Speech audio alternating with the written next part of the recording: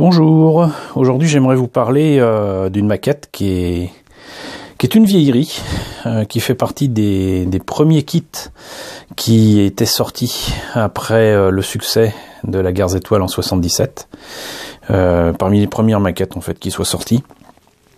Le Grand X-Wing, qui chez nous était sorti chez Miro Meccano et plus tard proposé chez Airfix, mais qui donc aux États-Unis était sorti aussi vers 78-80 avec le TIE Fighter de Dark Vador et un peu plus tard le Faucon Millennium.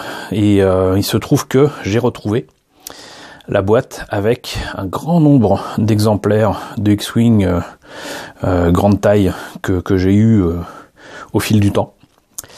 Et c'est assez spécial, donc du coup ça va être un peu le bordel, un peu comme ça l'a été avec les kits de Galactica, avec le Viper. J'en suis désolé parce que je n'ai absolument pas les vieilles boîtes, les vieilles illustrations qui étaient proposées donc fin des années 70, début des années 80.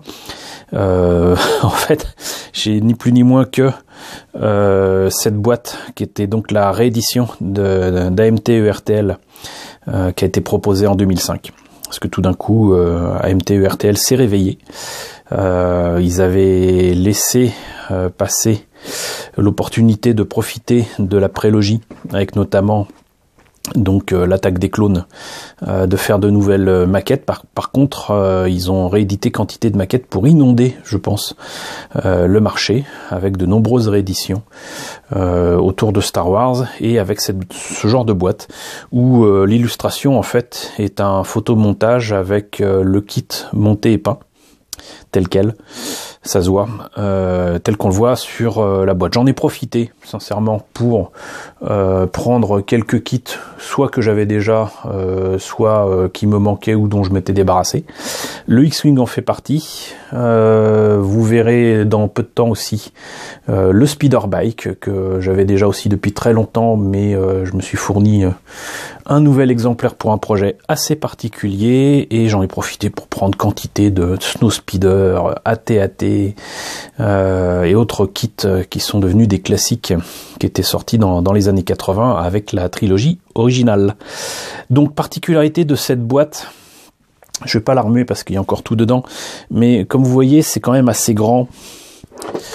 Et là-dedans, je fais tenir facilement 5 ou 6 X-Wing en morceaux, certes, mais il y a 5 ou 6 X-Wing là-dedans. La boîte originelle devait pas être plus grande que ça. Elle est facilement 3 fois plus grande que la boîte de base. Voilà, la boîte est en train de s'ouvrir. Donc la boîte est énorme. Je pense que c'est lié au fait que cette forme et cette taille de boîte était plus ou moins standardisée à ce moment-là par AMT ERTL, non seulement avec certains kits Star Wars, mais aussi avec des kits de Star Trek, qu'ils faisaient aussi en grand nombre. Et je pense que ça vient de là. Je vais essayer de vous prendre le dessus de la boîte et éviter de renverser ce qu'il y a dedans. Voilà, donc voilà la boîte, et on observera que contrairement aux vieilles boîtes des vieilles maquettes, comme j'ai pu vous présenter par exemple autour du AT-AT ou quoi, il n'y a que des illustrations et des images d'ailleurs de très petites, quoi, vraiment de toute petite taille, qui montrent le modèle monté et peint. Avec toujours, c'est la même chose ici d'ailleurs, avec apparemment l'idée de faire croire que c'est le X-Wing de Luke qui est en train de se barrer ou d'attaquer l'étoile noire. Et pareil ici. C'est, bon, en termes de boîte, sincèrement, c'est pas génial. C'est pas génial.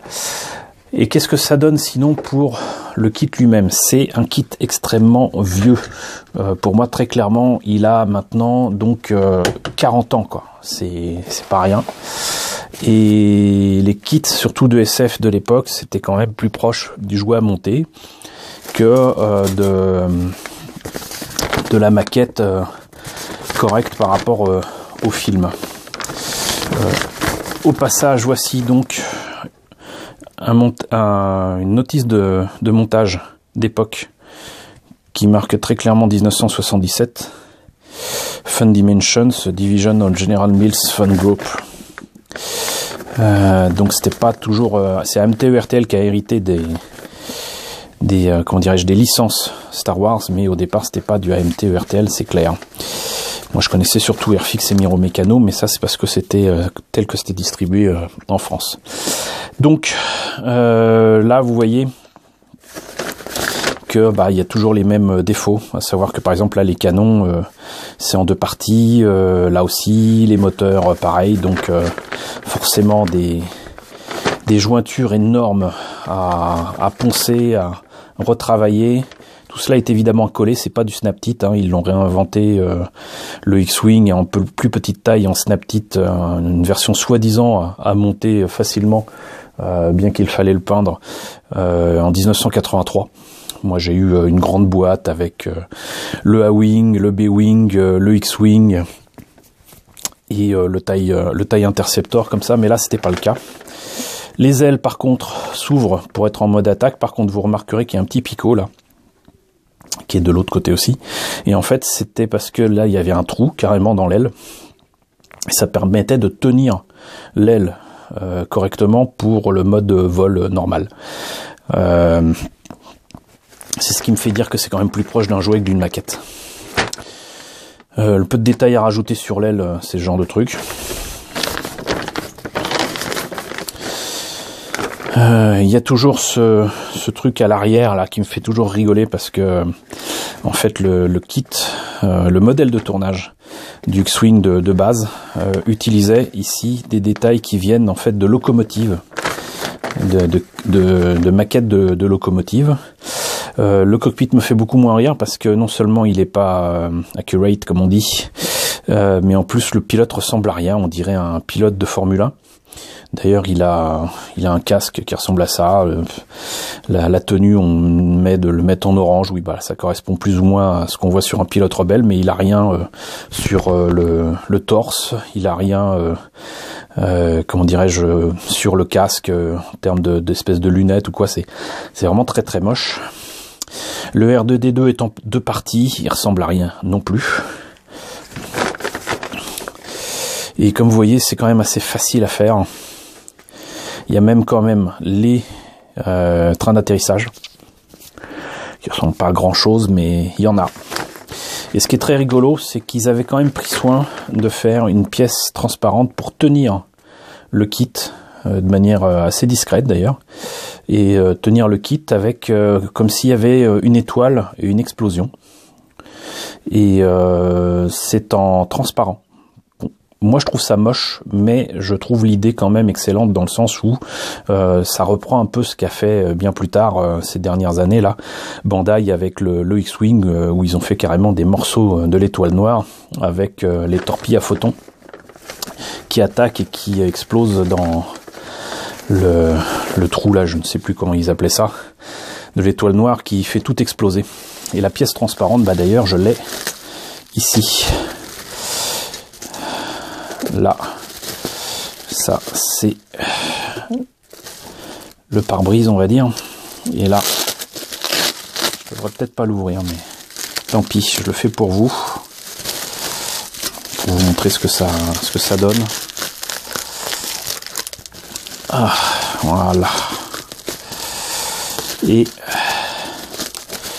je trouve ça assez bien pensé. Le résultat n'est pas génial, ça fait franchement art déco, mais voilà, avec ça on avait ce qu'il fallait pour faire tenir le X-Wing, et ça devait bien rendre déjà parce que ça ressemble à une explosion, ensuite parce que c'est en plastique transparent. Que vous dire de plus sur ce kit que je n'ai malheureusement pas en version vintage. On va éviter de vous montrer les pièces de modification que j'ai achetées là aussi au fil des ans. Voyons. Alors vous voyez, bon, c'est quand même une grande maquette, mais elle a de gros défauts. Elle n'est pas correcte. Pour autant, c'était la seule façon d'avoir une réplique du X-Wing pendant un temps. Le jouet de Kenner était sympa en tant que jouet, mais ne ressemblait absolument pas au X-Wing du film. Il était fait pour jouer avec les petites figurines, donc il était d'une... comment dirais-je, les proportions sont pas les bonnes, elle n'a pas du tout la forme du X-Wing du film, et donc à un moment c'était la seule façon d'avoir le X-Wing tel qu'on le voit dans le film, du moins tel qu'on le devine dans le film. Et pour la petite histoire, si vous voulez voir la chaîne de mon ami Gorkab, c'est avec ce modèle que un gars a eu la bonne idée de prouver à Lucasfilm qu'il était possible de faire tout ça non pas avec des modèles de tournage, mais avec de l'image de synthèse déjà, fin des années 70.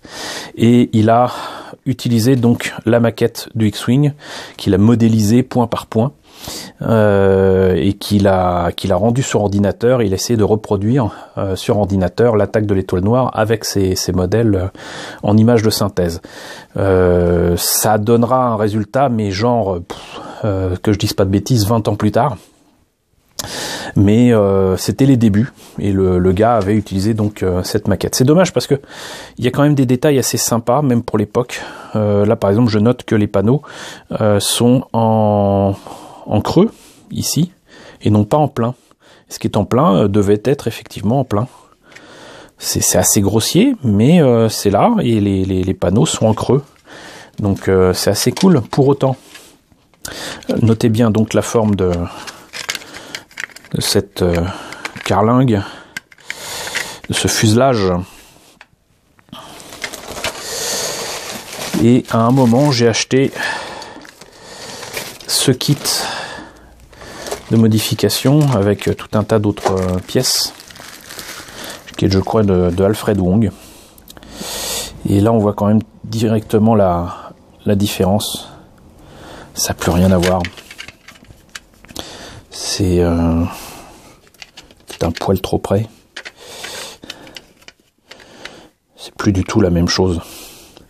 Que ce soit pour la forme du nez, la position du cockpit, la taille là de ce qu'il faut mettre pour le coin avec le droïde, évidemment l'intérieur du cockpit, mais surtout il y a quelque chose à modifier ici.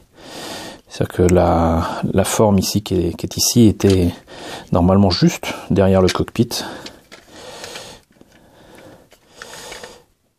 mais n'avait pas le même angle, donc ça permet de modifier ça. Seul défaut de ce truc là, c'est que les ailes, on peut pas les repositionner parce que c'est en résine pleine. Mais à un moment, je me suis dit que ça serait une bonne idée d'avoir au moins un grand X-Wing de belle taille et qui soit accurate. Je fais un peu ça dans les ordres, je suis désolé, parce que vous voyez, en fait à un moment j'ai vraiment fouillé, je me suis dit que combien d'X-Wing j'ai, et j'étais assez étonné, je dois en avoir au moins 4 ou 5, et j'en ai pris un qui était en très mauvais état pour faire le X-Wing sur Jakku. Je vous mettrai le lien quelque part. Mais vous voyez, donc ça, c'est la réédition de 2005, et ça, très clairement, c'est un kit des années 80, voire celui de la fin des années 70. C'est le même kit, hein, mais c'est pas le même plastique, c'est pas la même couleur. Je devrais peut-être même, en fait, d'ailleurs, carrément, vous montrer le reste des pièces. Donc, vous avez vu le fuselage. Ça, c'est le peu de pièces à rajouter pour faire les moteurs. Là aussi, je devrais peut-être pas l'ouvrir. Mais c'est des détails qui ont servi à pas mal de kit bashers au fil des ans, ces 30 ou 40 dernières années. Hein. Mais ça manque quand même sérieusement de détails pour les moteurs. C'est vraiment pas terrible. Là, une partie des moteurs aussi. Et des ailes. Les trains d'atterrissage qui, franchement, font grise mine, sans mauvais jeu de mots. Ça peut être éventuellement utilisé pour du kit bash. Et voilà donc l'essentiel des ailes qui était du coup en deux parties, parce qu'il fallait mettre une partie des moteurs et d'autres détails ici qui d'ailleurs ne sont pas bons. Faut les reprendre. Un ami m'avait...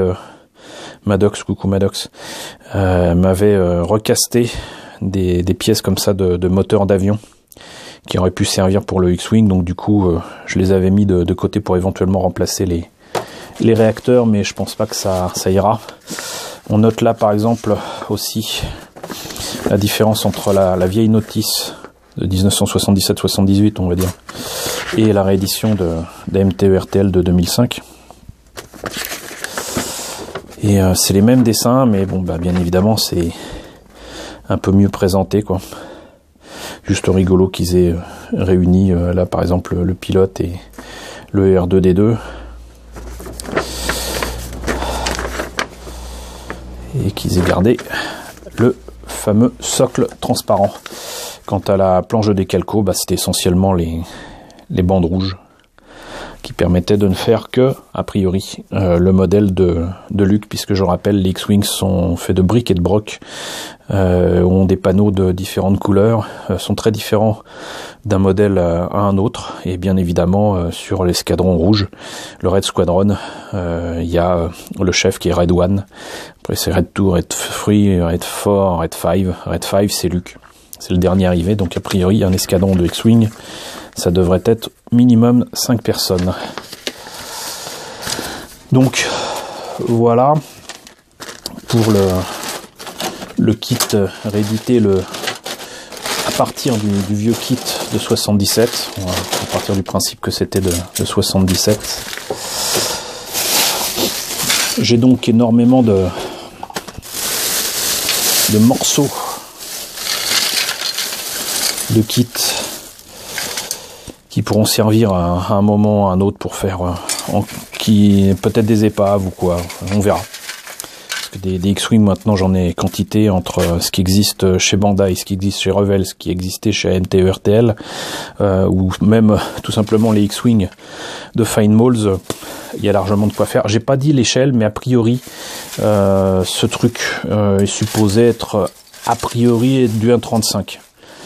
Il doit être à peu près de la même échelle que le TIE Fighter de Vador. J'ai peur de dire des bêtises, mais a priori ça devrait être ça. Donc là vous voyez, j'ai déjà encore un autre X-Wing, histoire de prouver que ça tient dans la grosse boîte. J'ai là aussi d'autres maquettes qui a été faite par je ne sais qui. Des fois c'est des dons, des fois c'est des trucs que j'ai acheté en vide-grenier. Mais là, vous voyez, le truc intéressant, c'est qu'a priori, ça, c'est une vieille maquette. Parce que il y a les autocollants, lapsus révélateur, il y a les décalcos pour la réédition, mais ça, c'est des autocollants. Et c'est des autocollants qu'il y avait aussi sur le kit que j'ai utilisé pour l'épave de Jakku. Donc ça prouve que c'est le kit de 77-78. C'était des autocollants, c'était pas des décalcomanies qui étaient livrés avec.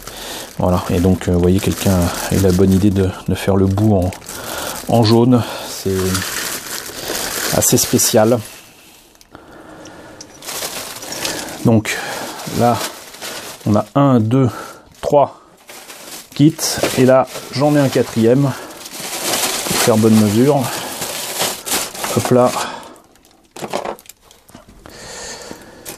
Et j'avais fait le tri dans les pièces, encore une fois, pour essayer de voir lequel j'utiliserais pour faire l'épave de Jakku.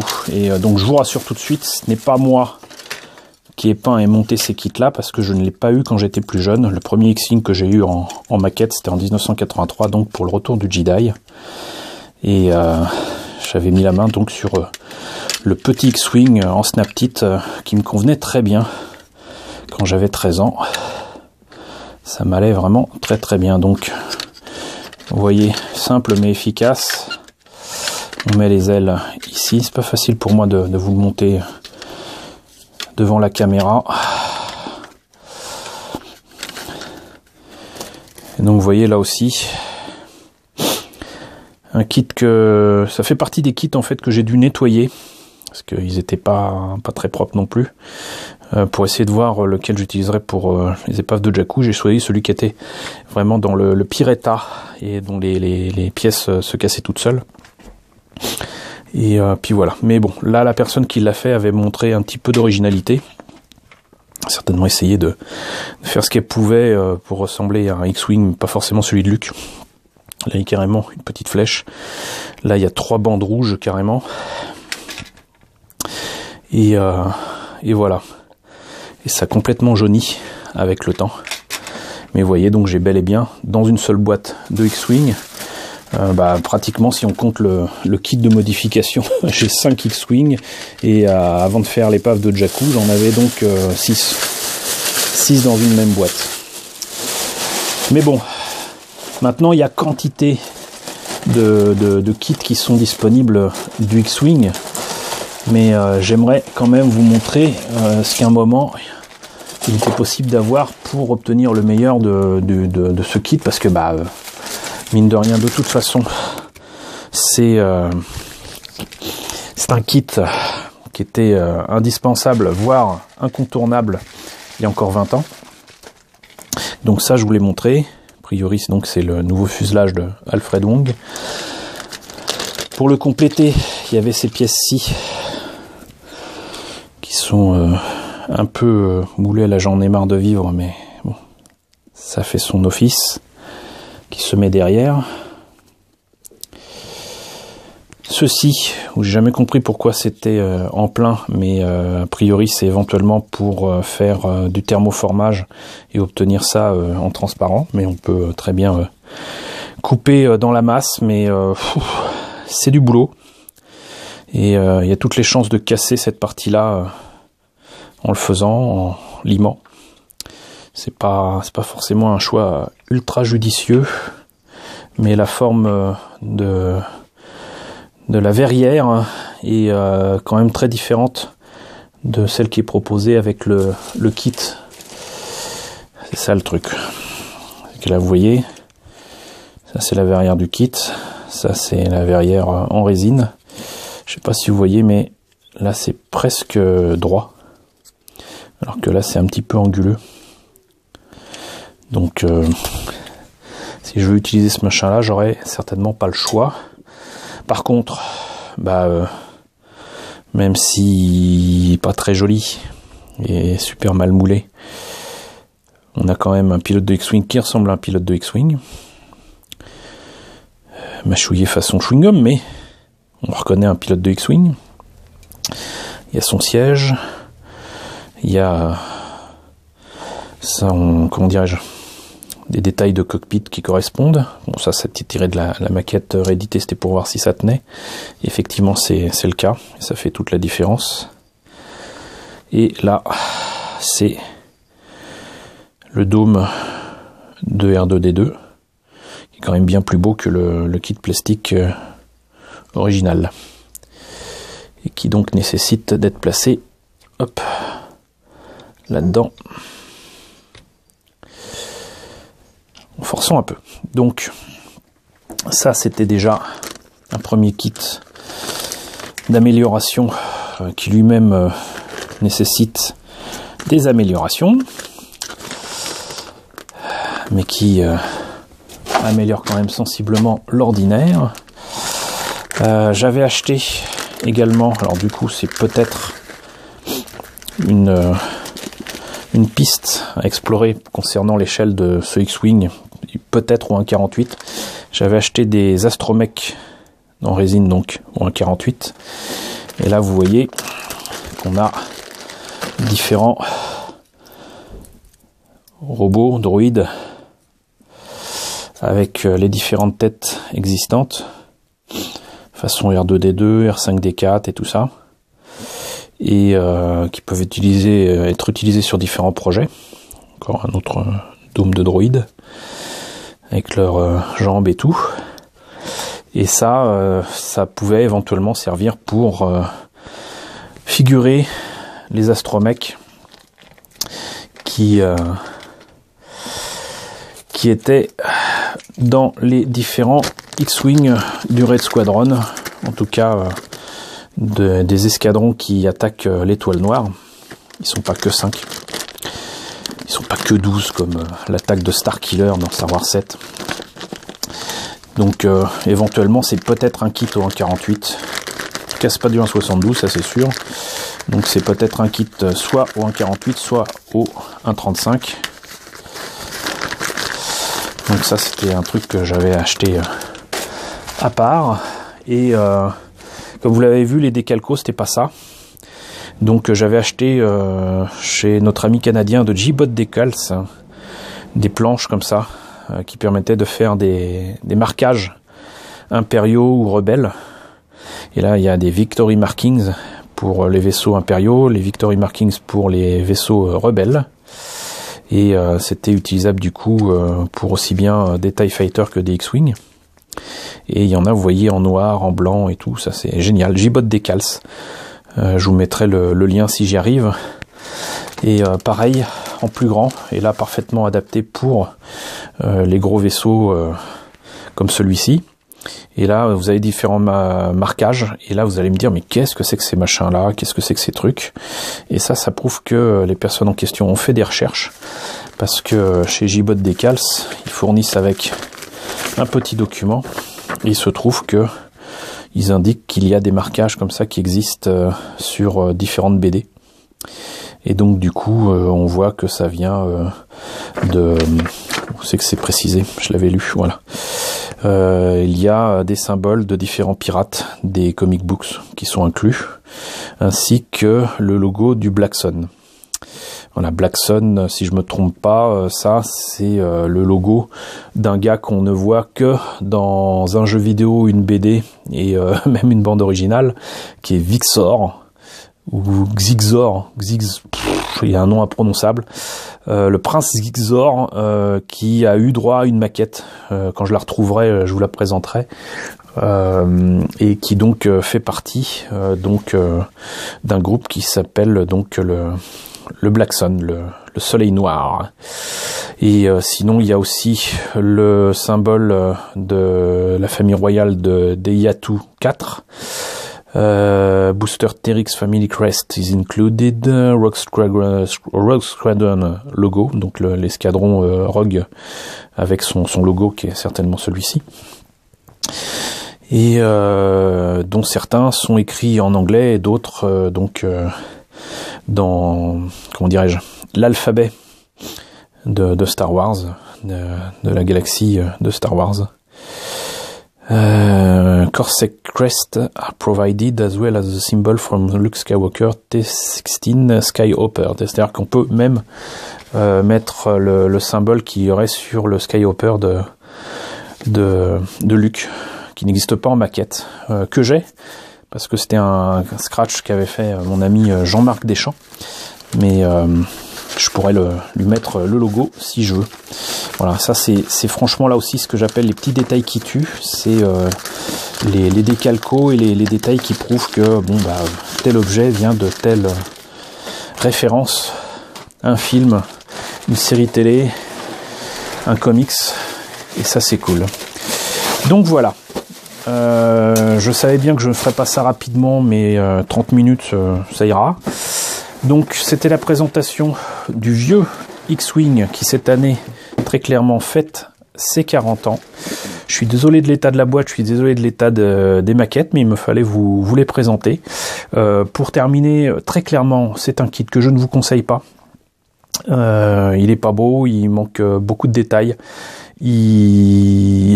En fait, il a tous les défauts d'un produit qui a été fait à la va-vite et qui correspond très clairement aux standards des kits de SF de l'époque.